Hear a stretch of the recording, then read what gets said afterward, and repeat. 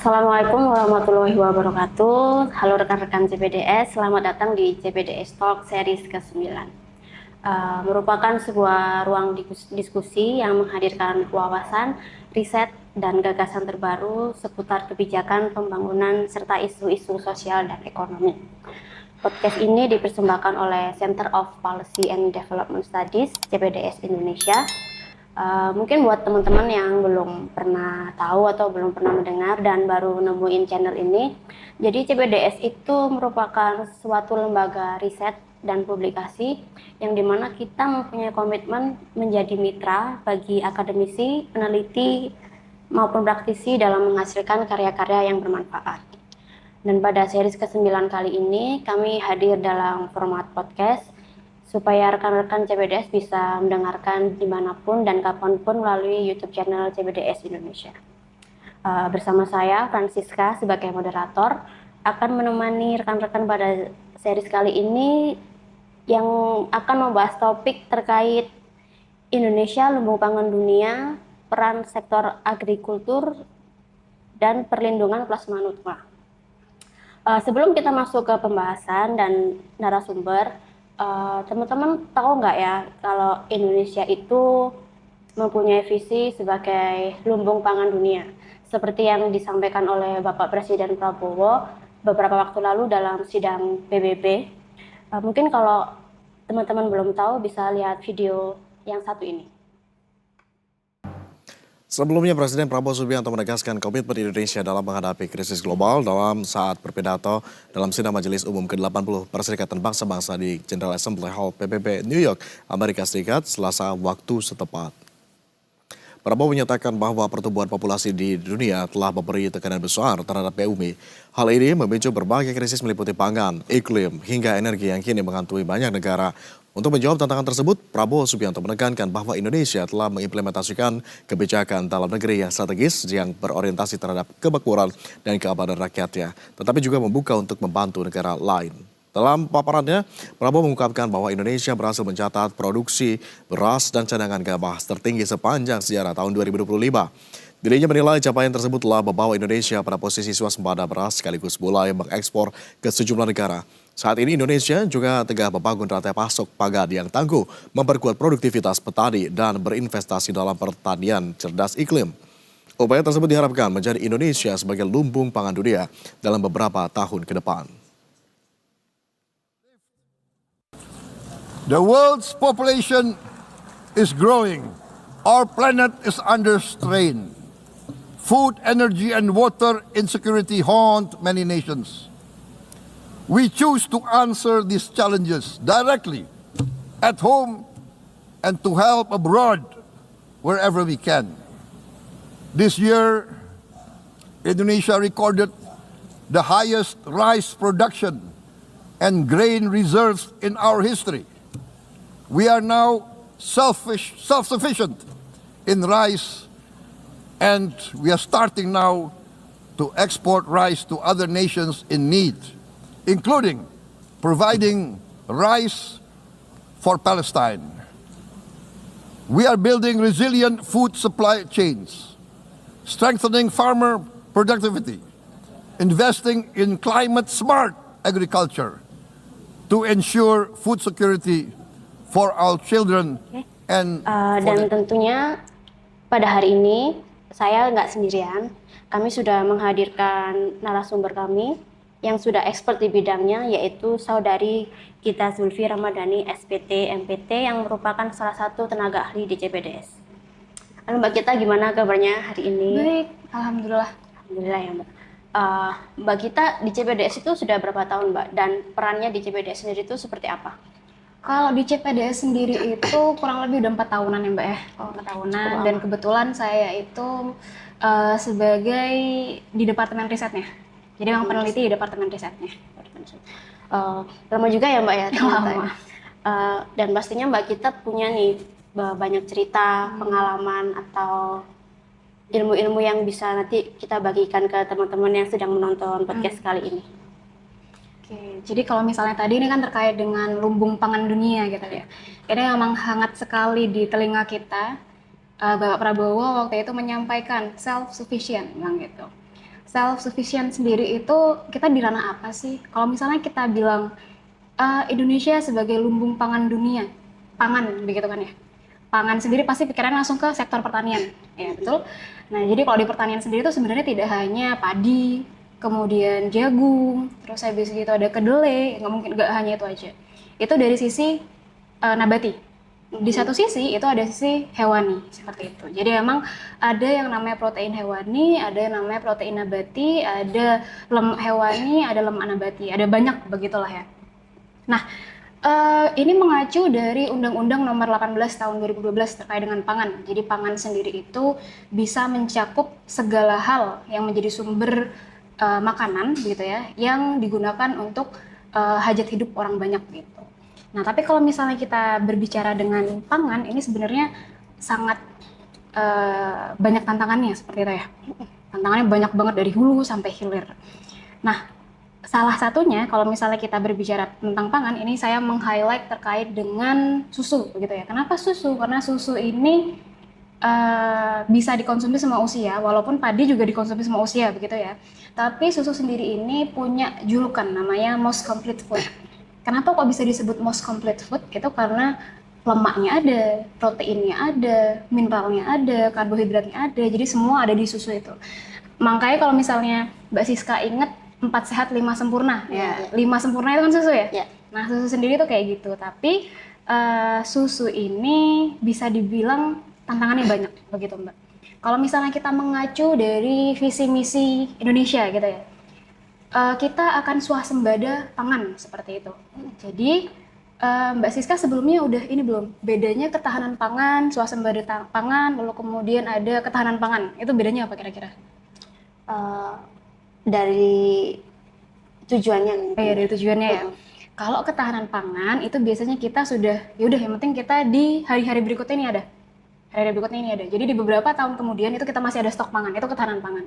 Tapi kalau misalnya kita berbicara terkait dengan kemandirian pangan, itu bagaimana kita menghasilkan pangan. Seperti itu. Tapi kalau misalnya kita swasembada pangan, itu berarti kita udah berani mengekspor. Jadi tingkatannya itu kemandirian, kita menghasilkan dulu. Habis gitu, ketahanan dulu, ketahanan, habis gitu kemandirian, baru atasnya ke swasembada. Jadi swasembada ini udah lebih ke tingkat yang kita bisa ekspor.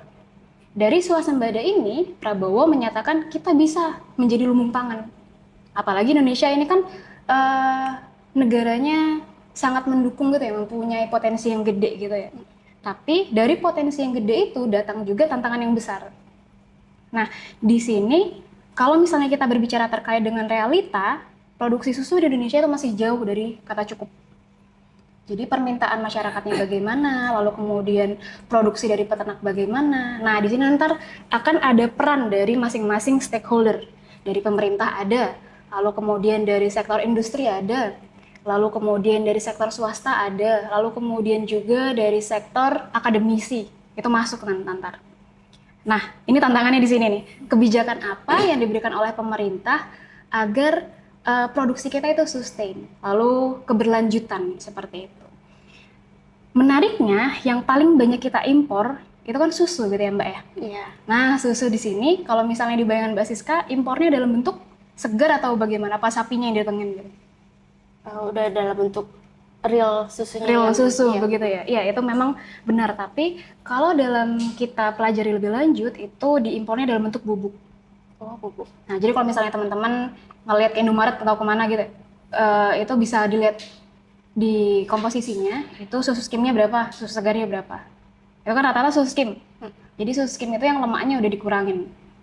Nah, masalahnya impor susu yang jumlah besar ini bisa menjadi tantangan tersendiri bagi peternak lokal. Jadi peternak lokal itu lebih sulit bersaing. Oh, iya. Kenapa industri itu lebih suka susu itu diimpor dalam bentuk susu skim? Karena satu, lebih praktis. Kedua, lebih murah. Ini bakal jadi tantangan tersendiri nih. Kalau misalnya industri lebih milih untuk impor susu skim, ya memang lebih murah, tapi itu malah menjatuhkan peternak. Di satu sisi, peternak juga serba bingung. Kalau misalnya menaikkan harga seperti itu ya, akan kesulitan untuk bersaing dengan susu skim. Tapi kalau menurunkan harga, justru mereka nggak dapat apa-apa. Jadi di sini yang malah banyak tantangannya itu di sektor peternakan, di sektor peternak rakyatnya sendiri. Ini sempat kejadian di Pujon waktu itu. Pujon tahun 1982. 2017 ada kejadian juga, 2012 itu juga ada kejadian. Kejadiannya itu namanya Sungai Susu. Kalau teman-teman tahu. Sungai Susu. Jadi itu terjadi karena harga susu itu terlampau murah. Jadi peternak merasa tidak mendapatkan apa-apa. Akhirnya susunya dibuang ke sungai. Itu sebagai bentuk protes dari masyarakat, dari peternak begitu ya, dari peternak rakyat. Nah, kalau kondisinya dibiarkan, kita itu akan menjadi pasar bagi produsen luar negeri. Bukan kita yang menghasilkan, justru kita jadi pasar mereka. Gitu. Itu kita kehilangan peluang untuk menjadi sektor agrikultur yang terbesar gitu ya. Kalau ngomong-ngomong kan kita bilangnya Indonesia sebagai negara adidaya yang begini, gitu kan ya. Tapi tantangannya seperti apa? Itu yang perlu kita pelajari lebih lanjut. Nah, akar persoalannya itu dari mana? Dari kondisi peternak dan sapi perah lokal. Jadi, kalau misalnya kita tahu peternak lokal di Indonesia itu menghasilkan susunya itu sekitar 10 sampai 12 liter per hari. Kita bandingkan sama Belanda atau Selandia Baru yang bisa sampai 25 sampai 30 liter per harinya. Dari sini kan sudah ada ketimpangan nih. Apa permasalahannya di sini? Permasalahannya itu bisa dari segi pakan. Dari manajemen peternakan bisa. Lalu kemudian kesehatan ternaknya, akses teknologi dan pasar. Nah, 4 poin tadi ini yang bisa kita bedah lebih lanjut. Wah, kenapa nih pakannya? Kebijakan apa dari pemerintah yang bisa menyebabkan pakan ini menjadi langka? Lalu kemudian manajemen peternakannya. Kira-kira dari sektor pemerintah sendiri, dari dinas-dinas yang ada, khususnya dinas pertanian dan peternakan misalnya, itu kira-kira udah mensosialisasikan belum terkait dengan manajemen peternakan yang baik? Lalu terkait dengan kesehatan ternak, bagaimana ketersediaan dokter hewan yang ada di setiap kecamatan? Apakah memenuhi? Jadi dokter hewan ini, pasiennya kan hewan ya, itu yang ditangani rasionya berapa banding berapa. Jadi sebenarnya ini juga kompleks juga permasalahannya terkait dengan kesehatan hewan. Ini juga terkait dengan PMK, penyakit mulut dan kuku. Nah, itu juga jadi PR juga. Apakah pemerintah sudah menerapkan langkah-langkah preventif untuk mencegah hal-hal itu terjadi? Kemudian akses dan teknologi dari pasar. Akses dan teknologi dari pasar sendiri ini misalnya, apakah peternak rakyat ini udah bisa dikatakan modern? Bagaimana sistem pemerahan mereka? Itu kalau sapi perah. Kalau misalnya sapi potong, bagaimana sistem pemotongan mereka? RPH-nya bagaimana? Di sini ada banyak aktor yang terlibat ya. Jadi kebijakannya perlu kita kaji lebih lanjut. Begitu, Mbak. Oke, Mbak. Jadi memang ada gap ya antara produksi dan konsumsi yang di Indonesia sendiri. Betul. Terus kalau dari permasalahannya tadi itu antara lain dari biaya pakan, dari kesehatan ternaknya, dari manajemen peternakannya juga ya. Dan terus untuk mengatasi produksi yang bisa dibilang kurang ya Mbak ya. Jenis sapi apa sih Mbak yang banyak dipelihara atau diternakan di Indonesia ini? Kalau sapi sendiri ini sebenarnya untuk menjadi sapi yang menghasilkan susu, sapi perah, itu ada banyak jenis. Ada Jersey, ada Friesian Holstein, ada. Tapi kalau di Indonesia sendiri itu rata-rata PFA atau peranakan dari Friesian Holstein itu sendiri. Itu sih Mbak. Tapi ini juga PR juga karena memang ada beberapa yang kita datangkan langsung dari Australia ke Indonesia. Itu kayak FH-nya sendiri langsung. Jadi beberapa industri itu sudah menerapkan mendatangkan untuk hewannya langsung, bukan impor dalam bentuk susunya ya, tapi mendatangkan hewannya. Nah, kalau mendatangkan hewan itu menurut Mbak Gita nih ya sebagai peneliti, apakah cara ini tuh lebih efisien atau mungkin bisa menambah bisa mengurangi daya saing buat peternak lokal? Oke, jadi kalau misalnya dibilang lebih efisien atau enggak, ini agak so-so lah ya. 11-12 nih, bila dibilang untungnya banyak ya untungnya banyak, ruginya banyak juga. Untung, kenapa bisa dibilang untung? Misalnya nih, kalau misalnya kita mendatangkan langsung hewannya begitu kan, berarti kan secara produktivitas itu lebih tinggi. Jadi dari spesies udah lebih oke gitu kan ya. Negatifnya apa? Atau ruginya itu apa? Ruginya itu kita butuh perawatan yang lebih ekstrim. Karena beberapa jenis sapi itu butuh kemampuan adaptasi yang tinggi gitu. Jadi untuk yang Indonesia ini biasanya lebih adaptable gitu. Tapi kalau misalnya yang di luar itu biasanya kena cuaca ekstrim dikit udah sakit. Jadi emang perawatannya harus lebih ekstrim. Lalu kemudian apakah ini bisa menjadi saingan peternak rakyat? Bisa. Karena peternak rakyat sendiri ini sistem koperasinya ini kan pengumpulan ya dari rakyat, dari peternak rakyat dikumpulkan ke koperasi, nanti koperasi di sektor ke industri.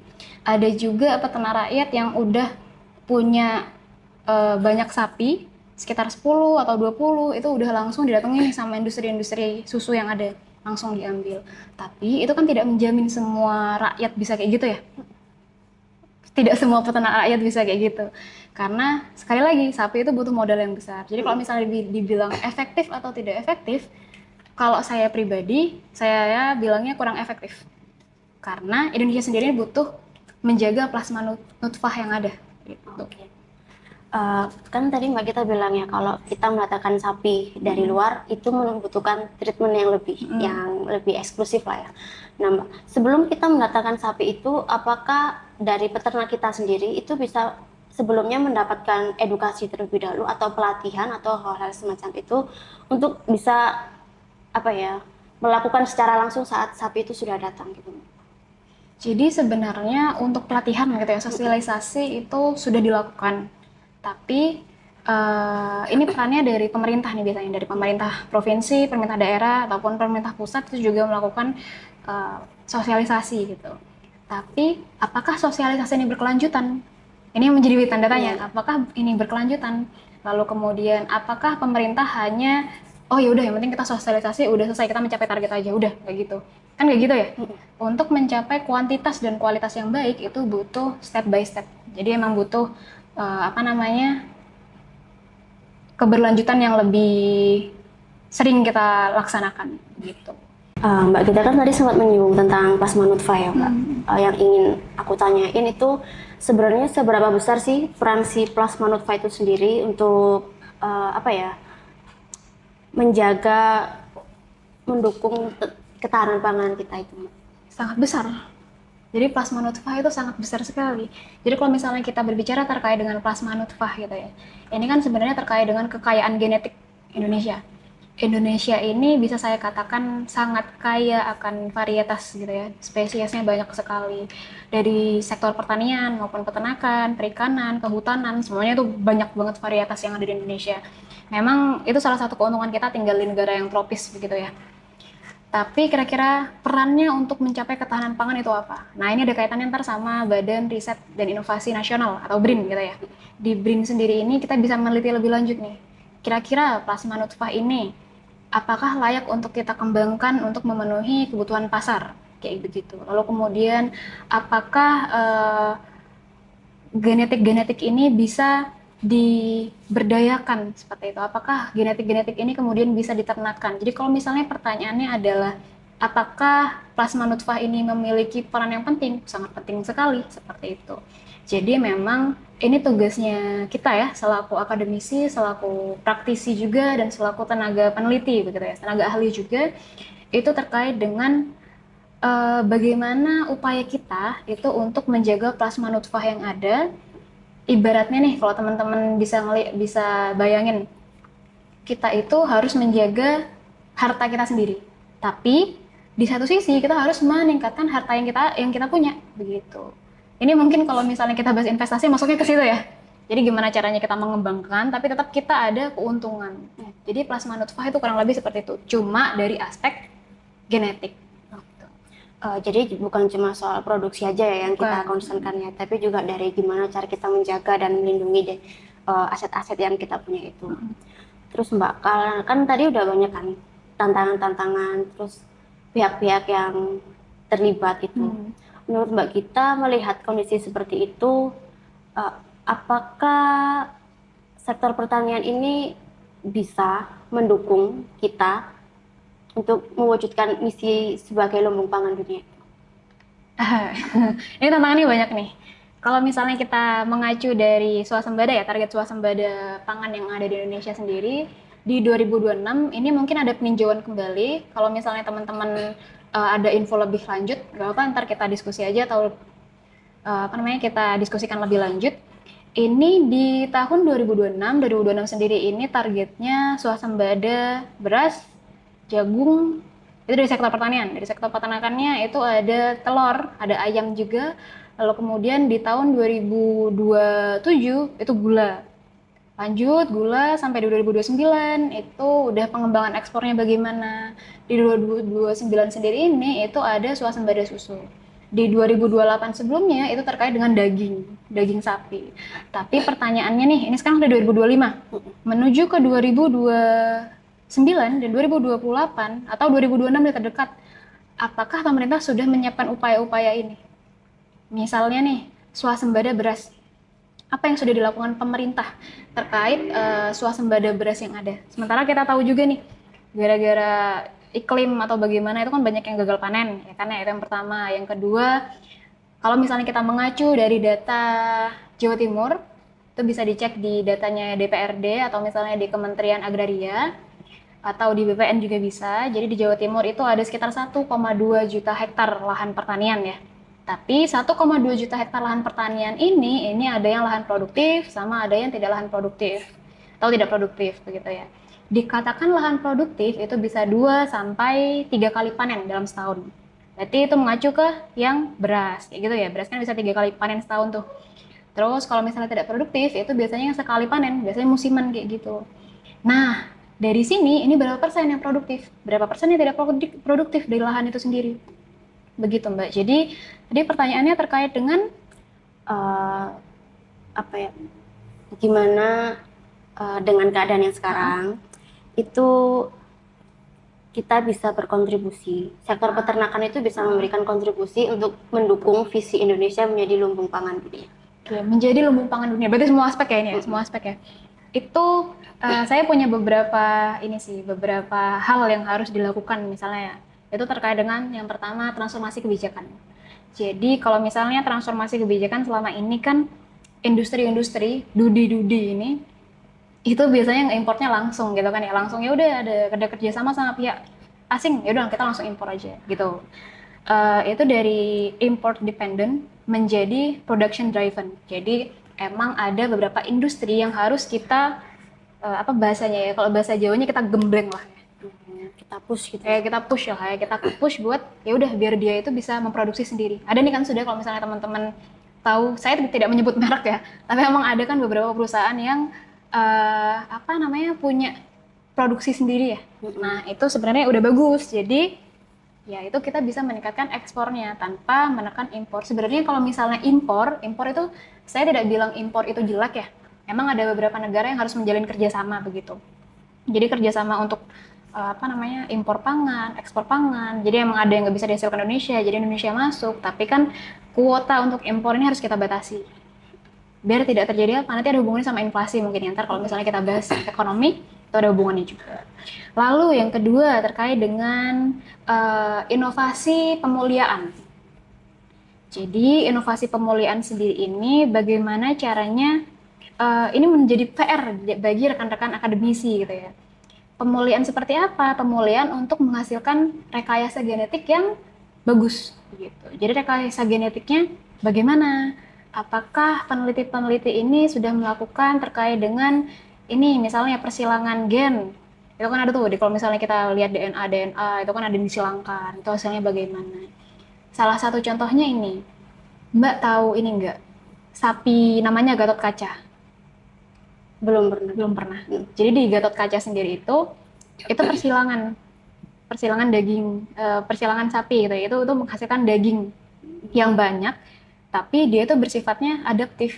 Jadi dia itu bisa lebih adaptable di lingkungan Indonesia yang cuacanya tidak menentu seperti ini, panasnya kayak gini, tapi dia dagingnya tinggi. Begitu. Tapi itu masih rekayasa genetik ya, itu ada di BBIB Singosari kalau nggak salah. Jadi emang lembaga-lembaga kayak gini nih fokusnya untuk meneliti lebih lanjut terkait dengan genetik-genetik yang ada. Lalu yang ketiga tadi, peningkatan kapasitas peternak. Jadi peternak-peternak rakyat ini bisa dibilang kalau misalnya kita ngelihat data-data yang ada, sarjana-sarjana peternakan, sarjana-sarjana pertanian, ataupun sarjana perikanan semuanya, itu rata-rata kan tidak meneruskan keilmuannya, begitu kan ya. Ada yang masuknya ke tempat yang lain, itu banding setir lah anggapannya. Itu ada yang kayak gitu. Jadi peternak rakyat ya rata-rata masih diisi oleh rakyat, begitu rakyat yang atau meneruskan usaha bapaknya kayak begitu. Lalu kemudian peningkatan kapasitasnya itu seperti apa? Itu bisa melalui edukasi, bisa melalui sosialisasi, lalu kemudian akses teknologinya seperti apa, sampai bantuan pakan berkualitas. Jadi pakan berkualitas sendiri ini nanti kita bahasannya lebih panjang lagi. Itu ada yang namanya probiotik, ada yang namanya prebiotik, bisa kita bilang fitobiotik juga ada, itu untuk mendukung pencernaan si ternaknya. Jadi bukan hanya kita aja yang butuh probiotik, jadi ternak juga butuh kayak gituan.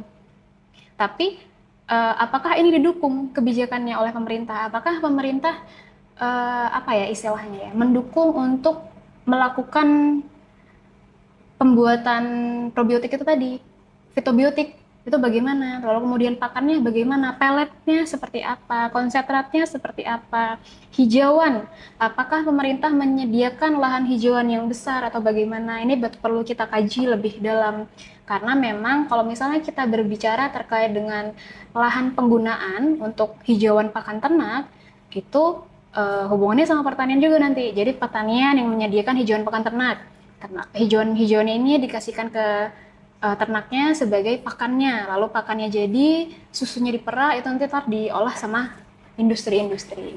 Jadi memang saling berkaitan nih antar sektor begitu. Lalu terkait juga diversifikasi produk susu lokal. Jadi ini juga sebenarnya PR ya. Jadi bagaimana caranya dinas-dinas terkait, saya mengatakan dinas karena dinas ini bisa lebih gampang untuk reach out ke peternak rakyat gitu ya. Jadi dinas-dinas terkait ini memberikan edukasi ke peternak kalau misalnya yang Anda jual itu jangan hanya susu segar, tapi olahannya juga bisa. Jadi susu ini kan dasar dari segala olahan gitu ya. Bisa jadi keju, bisa jadi yogurt, bisa jadi kefir, dadih, dodol gitu kan bisa juga ya. Jadi bagaimana caranya dinas-dinas terkait ini menginovasikan terkait dengan diversifikasi produk susu segar itu tadi. Nah, yang terakhir ini, kalau tadi kan saya menyinggung ada kerjasama antar pihak. Berarti ini kita berbicara terkait kolaborasi, begitu ya. Kolaborasi multi pihak. Jadi untuk menjadikan Indonesia sebagai lumbung pangan dunia, ini tidak hanya bisa dari sektor peternakan aja. Oke, kalau misalnya kita katakan sektor peternakan itu sebagai leading sektornya, gitu ya. Tapi ada hubungannya juga sama kebijakan, tata kelola pemerintahnya seperti apa. Biasanya ini orang-orang ilmu administrasi publik terkait dengan kebijakannya bagaimana, lalu kemudian hukumnya seperti apa. Apakah ada peraturan yang mengatur kita harus swasembada pangan gini. Kalau misalnya ini tidak terjadi, apa yang akan dilakukan oleh pemerintah? Nah, ini apakah nanti masuk ke ranah hukum atau masuknya ke ranah ilmu administrasi publik? Lalu kemudian ini juga ada hubungannya sama tata kelola pemerintah, tata kelola ruang mungkin ya, tata kelola ruang dan wilayah, anak-anak PWK mungkin ya. Jadi kalau misalnya nih, kita ada target menjadi lumbung pangan dunia 2045. Berarti sekarang 2025 ya, 2025 ke 2020 tahun lagi ya. Dalam 20 tahun ke depan, apakah nantinya ada kajian terkait dengan peletakan lahan yang tidak mengganggu pemukiman warga? Jadi ini ada peternakan rakyat. Harus berapa kilometer dari rumah warga untuk tidak mengganggu warga. Kan jujur aja peternakan baunya agak mengganggu begitu kan ya. Itu jadi apakah pengelolaan limbahnya itu sudah diatur. Nah, ini ada kerjasama juga nih sama sektor PWK bukan ya, tata ruang ya. Lalu kemudian juga kalau misalnya kita mengkaji kayak gitu, hijauannya bagaimana? Kita ada target untuk menjadi lumbung pangan dunia. Tapi pakannya sendiri kita masih impor. Kan lucu. Pakannya impor, terus habis gitu ini hasilnya mau diekspor. Ya nggak apa-apa, sebenarnya nggak apa-apa. Tapi hal itu saya rasa kurang efektif ya. Mengingat Indonesia ini kan punya lahan yang luas ya. Apalagi di Jawa Timur sendiri sebagai sentra penghasil ya. Salah satu sentra atau area yang menghasilkan produk susu dan daging terbesar di Indonesia gitu ya. Itu Jawa Timur salah satu penyumbang terbesar dengan luas lahan yang 1,2 juta hektar itu harusnya bisa dioptimalkan lagi. Oke Mbak, kan tadi Mbak kita sempat singgung tentang sektor peternakan itu sebagai leading sektor. Tapi kita masih impor bahan pakan. Nah, itu ada nggak Mbak ya solusi real yang bisa kita lakukan yang dalam waktu dekat ini untuk bisa mengurangi hal itu? Jadi impor kita bisa berkurang. Bahan pakan khususnya ya. Ada. Sebenarnya ada. Tapi ini hubungannya nanti sama pemanfaatan lahan. Jadi begini, kalau misalnya kita berbicara pakan, khususnya pakan ternak begitu ya. Pakan ternak ini ada yang namanya hijauan, ada yang namanya konsentrat. Jadi hijauan sendiri untuk kita tumbuhkan, kita kan butuh lahan yang besar nih. Ya. Jadi kurang lebih pakan ternak itu 10% dari berat badannya. Misalnya berat badannya 300 kilo, misalnya. Berarti 10%-nya itu harus mencakup pakan yang ada Dalam satu hari. dalam satu hari. Kayak gitu. Nah, itu kemudian bisa kita kembangkan lagi. Kita butuh lahan yang produktif. Nah, ntar ini kaitannya sama bisa jadi masuk ke reforma agraria, bisa jadi juga terkait dengan pembebasan lahan, bisa jadi. Lalu kemudian bisa juga pemerintah, ini kan pemerintah sudah udah melakukan beberapa upaya begitu ya untuk menjadikan lahan-lahan yang tidak produktif menjadi lahan yang produktif. Nah, ini menjadi isu utama sebenarnya. Jadi ini sebenarnya agak sensitif juga, tapi ya udahlah ya, kita udah tahu upaya pemerintah seperti itu. Tapi bagaimana menyampaikan ke masyarakat? Karena kalau misalnya langsung menyampaikan ke masyarakat pembebasan lahan gini, pasti masyarakat langsung langsung meledak gitu kan, emosinya begini. Tapi sebenarnya lahan produktif ini bisa dimanfaatkan oleh masyarakat untuk menghasilkan hijauan seperti itu. Jadi kalau misalnya ditanya solusinya apa untuk menghasilkan pakan sendiri tadi itu. Jadi untuk menghasilkan pakan sendiri itu kita bisa memanfaatkan lahan-lahan yang tidak produktif menjadi lahan-lahan yang produktif. Lalu kemudian terkait dengan konsentratnya itu kita bisa mencampur atau nge-mix makanan yang ada. Jadi ada yang namanya premix kayak gitu. Terus habis itu ada yang namanya pellet. Itu sumber proteinnya berapa, lemaknya berapa, seratnya berapa. Itu harus kita penuhi. Jadi kira-kira kalau ditanya bisa nggak kita menghasilkan pakan sendiri? Bisa. Indonesia itu sangat mendukung ya. Sangat mendukung untuk kita menciptakan pakan sendiri sebenarnya. Jadi sebenarnya masalah yang harus kita selesaikan itu masalah lahannya dulu ya, biar kita bisa mengurangi impor kita tentang bahan pakan itu juga. Ya, itu bisa masuk. Tapi yang paling utama ini bagaimana cara kita mengolah mindset peternak. Itu sih, itu PR banget sih itu. Nah itu Mbak, berhubungan dengan peternak ya, kan tadi bisa Mbak kita katakan mengubah lahan yang tidak produktif menjadi tidak produktif. Nah, gimana sih peran peternak itu sendiri dalam mendukung kebijakan itu Mbak? Apakah dilibatkan secara langsung atau mungkin mereka diberikan sosialisasi atau edukasi terlebih dahulu? Ya berarti mengubah lahan tidak produktif menjadi produktif, itu peran peternak bagaimana gitu ya. Sebenarnya dilibatkan langsung sih Mbak. Jadi nanti kalau misalnya mau mengubah lahan itu entar harusnya melalui forum diskusi dulu. Jadi FKP ya, forum konsultasi publik. FKP sendiri itu bisa dari peternaknya langsung, dari pemerintah atau dari akademisi. Nah, sebelum ke situ itu biasanya ada tinjauan terlebih dahulu, ada tinjauan lahan terlebih dahulu. Ini biasanya kaitannya sama kita nih, peneliti-peneliti yang ada atau akademisi-akademisi yang ada. Nah, kita itu biasanya meninjau lahan ini cocok nggak ya buat varietas ini cocok nggak ya buat komoditi ini cocok nggak ya buat ini. Nah, itu menjadi tugas kita sebagai peneliti. Lalu kemudian nanti kalau misalnya kita rasa cocok, nanti kita sampaikan ke pemerintah. Oh ya udah nggak apa. Nah, nanti setelah itu kita hadir juga ke masyarakat untuk melakukan musyawarah tadi itu. Jadi di sini perannya dari akademisi sama peneliti itu sangat dibutuhkan ya Mbak. Sangat untuk dibutuhkan. Sebuah perubahan yang lebih baik. Nah, Mbak, untuk jangka panjangnya, kalau kita bicara Indonesia sebagai lumbung pangan dunia ya, apa sih strategi yang besar atau yang khusus supaya kita bisa benar-benar bisa terwujud gitu loh visi kita sebagai lumbung pangan dunia itu? Apa strategi yang mungkin bisa dilakukan dari sekarang gitu, Mbak? Seperti apa? Salah satunya terkait dengan transformasi kebijakan itu sih, Mbak. Transformasi kebijakan sih, itu penting sekali. Karena memang ya pemerintah hadir sebagai pelayan masyarakat, sebagai pelayan-pelayan rakyat gitu ya. Jadi pemerintah itu justru pelayan kita. Kalau dari sudut pandang saya ya, itu pemerintah itu sebagai pelayan kita. Jadi harusnya pemerintah ini yang menghadirkan kebijakan-kebijakan untuk bisa menjadi menguntungkan Indonesia seperti itu. Tapi juga memperhatikan aspek lain, bisa sosialnya, bisa ekonominya, bisa lingkungan. Jadi sosial, ekonomi sama lingkungan ini tetap harus diperhatikan oleh pemerintah tadi itu. Jadi kebijakannya itu bagaimana yang bisa menguntungkan kita, tapi juga tetap memperhatikan aspek-aspeknya tadi. Jadi kalau misalnya ditanya strateginya apa sih transformasi kebijakan, itu sangat penting. Transformasi kebijakan. Jadi kebijakan-kebijakan baru perlu dibuat gitu ya, Mbak? Tidak hanya baru, mungkin yang lama tidak bisa kita katakan jelek ya. Ada beberapa kebijakan yang bagus, jadi kita butuh peninjauan ulang atau peninjauan kembali itu. Nah, kalau yang namanya kebijakan ya, Mbak, kadang kan apalagi yang baru diperbarui atau mungkin kebijakan yang baru dibuat itu kan pasti ada yang pro dan kontra. Nah, gimana sih upaya dari pemerintah yang bisa dilakukan untuk bisa apa ya, memberikan kepercayaan kepada masyarakat kalau kebijakan ini bisa untung loh buat kita, buat kedepannya gitu, itu seperti apa, Mbak? Ini hubungannya sama nanti indeks kepercayaan masyarakat terhadap pemerintah ya, hubungannya ntar ya. Jadi sebenarnya ini bagaimana pemerintah itu membangun relasi yang baik dengan masyarakatnya.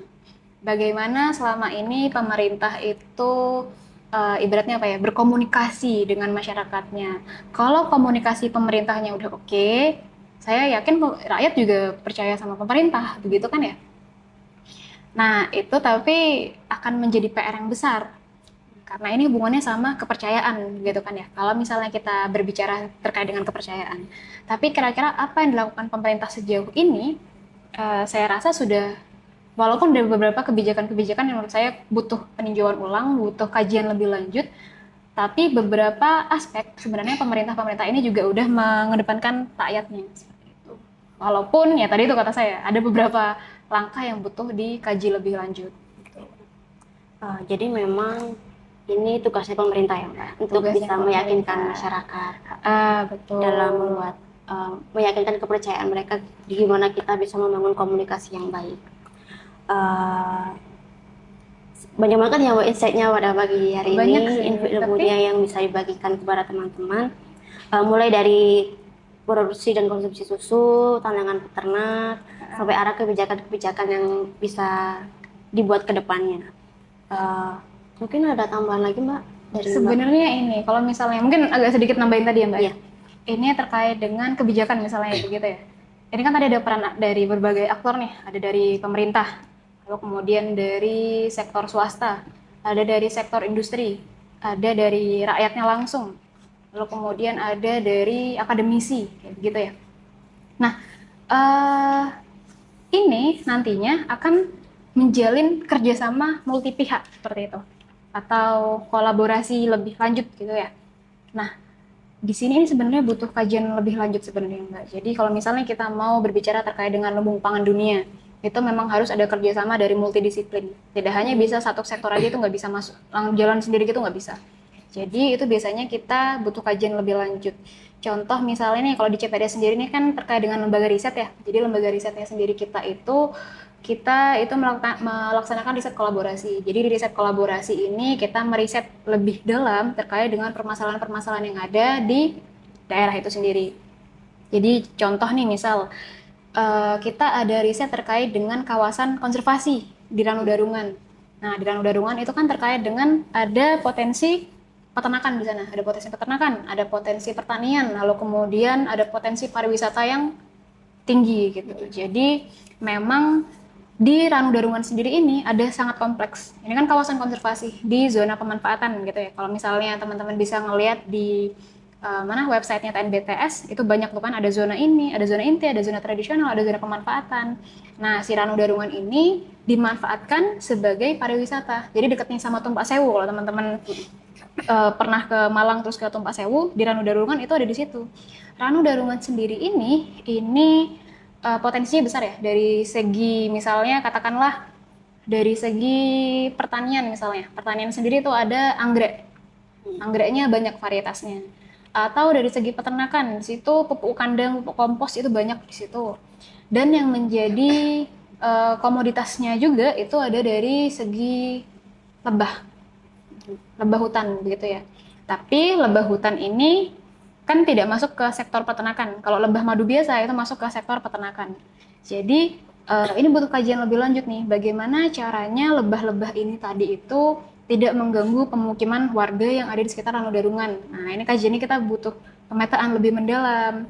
Jadi memang di CPD sendiri ini selaku lembaga riset begitu ya, itu kita meneliti lebih dalam terkait dengan kebijakan-kebijakan yang ada. Tidak hanya kebijakan, kita juga tenaga-tenaga ahli kita atau teman-teman sejawat saya itu banyak yang dari sektor pemerintah, lalu kemudian publik, ekonomi juga ada, manajemen juga ada, lalu dari pertanian peternakan juga ada, atau dari agroforestry itu juga ada. Nah, itu kita itu meneliti lebih lanjut terkait dengan kawasan konservasi itu tadi. Apakah ini kiranya layak untuk dijadikan pariwisata yang keberlanjutan? Apakah kemudian ini mengganggu ekonomi yang ada di masyarakat? Apakah justru mampu meningkatkan perekonomian yang ada di masyarakat? Itu tidak hanya di Ranu Darungan ya. Kita juga sering penelitian kayak di Bali itu juga terkait dengan zona penyangga. Zona penyangga itu kita juga penelitiannya banyak ya. Jadi bagaimana peran zona penyangga yang ada di Taman Nasional Bali Barat itu untuk meningkatkan perekonomian masyarakat di sekitar Bali Barat itu. Jadi di Taman Nasional Bali Barat TNBB itu. Lalu kemudian juga kita juga pernah penelitian di Pantai Malang Selatan atau di CMC. Ada juga di Surabaya. Jadi memang kita bisa dibilang lembaga riset yang berfokus di riset kolaborasi begitu sih Mbak. Jadi kalau misalnya rekan-rekan di sini tertarik untuk menulis proposal bersama kita atau misalnya tertarik untuk riset bersama kita sangat terbuka untuk menulis proposal bersama ya, menulis riset bersama ya. Karena memang kita anak-anaknya emang suka riset lebih lanjut begitu sih. Oke. Jadi sebenarnya untuk bisa mencapai sebuah tujuan yang besar kayak Indonesia menjadi lumbung pangan itu kita membutuhkan berbagai macam disiplin ilmu untuk bisa saling mendukung satu sama lain ya Mbak ya. Baik, Mbak Gita, saya rasa udah sampai di sini kita bahas diskusi ini. Terima kasih untuk kehadirannya dan menjadi narasumber. Dan saya ucapkan juga terima kasih kepada teman-teman yang sudah meluangkan waktunya untuk bisa menonton video ini. Semoga diskusi kita pada hari ini bisa menambahkan perspektif baru, bisa menambahkan pengetahuan baru buat teman-teman semua. Sebelum saya tutup podcast ini, izinkan saya untuk menginformasikan sedikit info terkait layanan apa saja yang ada di CPDS Indonesia.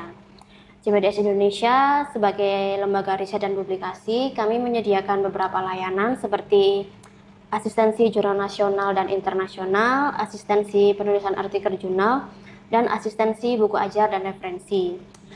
Di CPDS kami juga membuka pendaftaran hak cipta, hak merek, dan hak paten.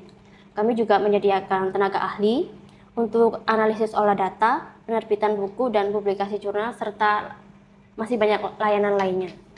Dan untuk informasi lebih lengkapnya, teman-teman bisa langsung mengunjungi website kami di www.cpds.co.id atau pantau terus Instagram kami di @cpds Indonesia, atau bisa juga langsung hubungin ke WA kami di 0822 4504 1922. Dan buat teman-teman semua, jangan lupa dukung terus channel ini biar kita bisa berkembang lebih baik lagi. Jangan lupa buat subscribe, like, komen, dan share ke teman-teman yang lain. Oke. Sampai jumpa di series berikutnya dengan topik dan narasumber inspiratif lainnya. Terima kasih. Wassalamualaikum warahmatullahi wabarakatuh.